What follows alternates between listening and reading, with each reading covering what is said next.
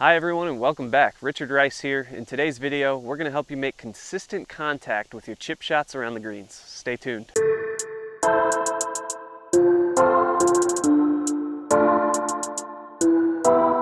So let's go ahead and dive right in and talk about what creates consistent contact with your chip shots around the greens. It's namely angle of attack. In other words, having the proper angle. Your club is descending in the proper angle into the ball and you're hitting the ground properly with the right part of the club. So let's talk about golf club anatomy here for a second. Right, your golf club actually has three main jobs. Number one, right, we use the club face to physically hit the ball. Number two, this sharp leading edge here, that sharp leading edge has two jobs. It can cut grass and it can also dig. Number three, the bottom smooth edge or the bounce or the flange, the job of that is just in its name. We want to bounce the club back off the ground so that we don't dig down forever. All right, so we need to cut grass and we need to bounce in order to hit good shots in the center of the face. So now it's hitting the ground, having the club interact with the turf the proper way. So what can we do to hit the ground the right way? Now, a couple of the biggest mistakes I see are too many angles in the trail arm. I know there's a lot of wrist and arm hinge, creating a steep angle of attack, or the club stays too low and around too long, creating too shallow of an angle of attack. Now, many of you are creating too shallow of an angle of attack, so we'll help you with setup position, how to adjust setup position to fit your swing. So setup position can vary from player to player, and here's why. We set up, once again, to fit your swing. In other words, if you are a steep swinger on the chip shots around the greens, we need to find a way to set you up to make you more shallow, and vice versa. If you're a shallow swinger, we need to set you up to make you more steep. So let's look at it this way. There's three main keys that I teach people to help them swing steeper, right? Because many of you out there are too shallow around the greens. So if we want to be steeper, we can, number one, we can move the ball back in our stance. If I exaggerate quite a bit and I have the ball way back in my stance, you can see how I have to chop straight down on it. So that's going to make me steeper. Number two, I can put more weight onto my front foot. If I really exaggerate, once again, if I have a lot of weight forward, you can see how that creates a very steep angle of attack. Number three, we can also open the stance. And here's how that affects the shot. So if I open my stance, so I'm going to drop my lead foot back, I'm going to tend to swing more along my foot line. So that club's going to come out and up sooner and down and across. So it will be a steeper angle of attack. I usually advise most people, if they're struggling with being too shallow, I say, hey, let's try to steepen you out by putting the weight forward and the ball back, If that's not quite working, then we might try the open stance. So on the opposite end of the spectrum, let's say you are too steep.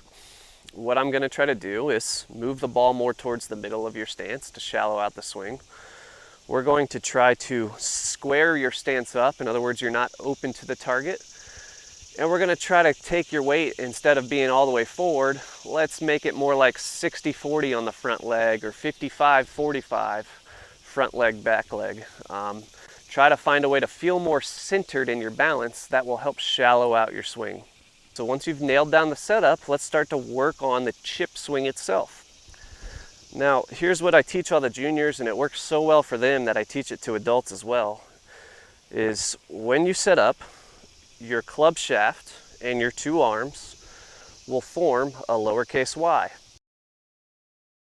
Okay, when you form that y, the whole goal is, as you swing, you need to maintain the shape of that y. Well, learn what your obstacles are. Why would I not be able to maintain the shape? Why are you flipping your wrists? Why are you casting the club? Why are your arms breaking down in the chipping motion that are causing you tons of issues? The answer is your upper arm here has an obstacle that it cannot get past unless you're rotating your body. So my rib cage physically gets in the way of my arms swinging in the direction to the target. How do I get that out of the way?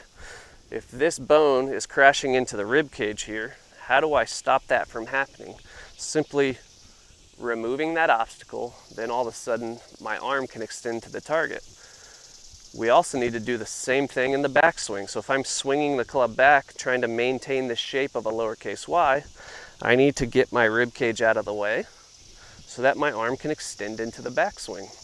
So if all of a sudden you are turning back and turning through, now you can maintain the shape of that Y.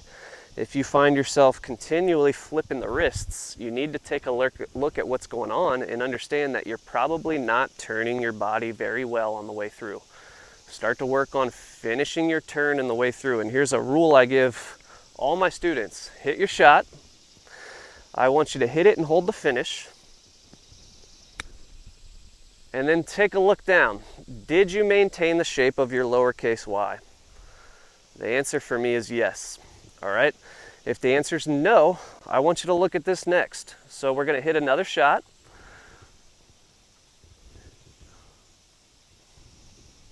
And we're going to take a look at where the body finished.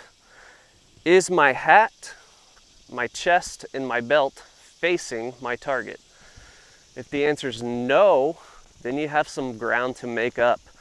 And I want you to get used to, even after the ball is gone, you're continuing your body rotation to finish to where your hat, chest, and belt are all facing the flag here. All right, you should not be looking out of the side of your body to watch your ball fly. You should be pivoting all the way through, watching your ball fly with binocular vision. Do not be looking out of the side of your head, because that tells me you haven't finished your turn.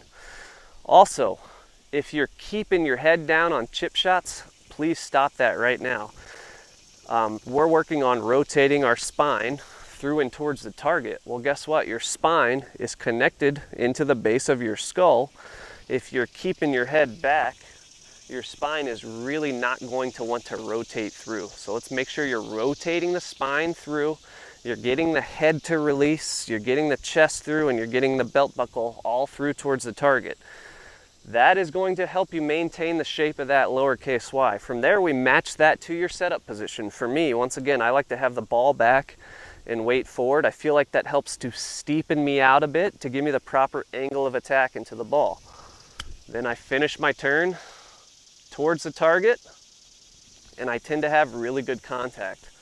It's not until you get good contact that you can start to work on your distance control. So try to get that consistent good contact, work on this setup position, find the right setup for you. Am I a player that tends to dig down into the ground with the leading edge?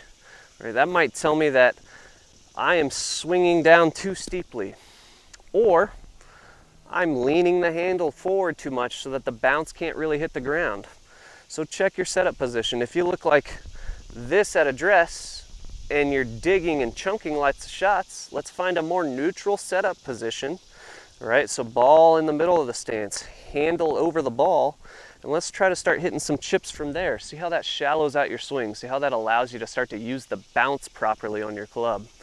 If you're a player that struggles to hit the ground in general on chip shots, we need to steepen you out. So we're gonna lean into the left side, move the ball back, anything we can do to get that club down into the ground a little bit better. In the end, get really good at the way that your club interacts with the turf. Get really good at swinging a lowercase y back and through and holding that position in the follow through, feeling like you still have that lowercase y intact. All of a sudden, these chip shots get super easy. You're gonna stop blading them, you're gonna stop chunking them.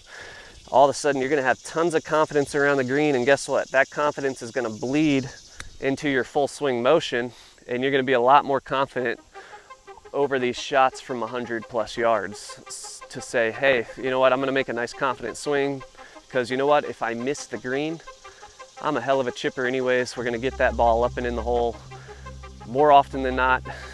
Work on this stuff, improve your contact, improve your consistency, lower your scores.